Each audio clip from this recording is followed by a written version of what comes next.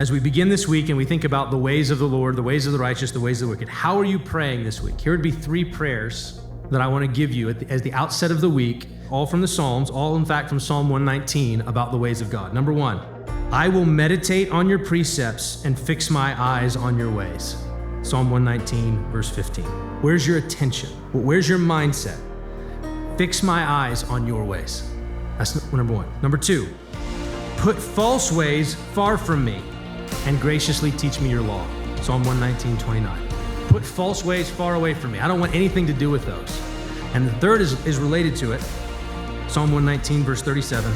Okay, this is probably the most important one. This would be the prayer. If you have one prayer this week, it would be this. Turn my eyes from looking at worthless things and give me life in your ways.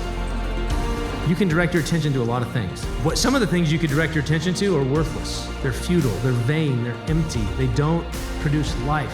So Lord, turn my eyes from giving my attention to worthless things, and instead, God, be gracious to me, give me life in your ways.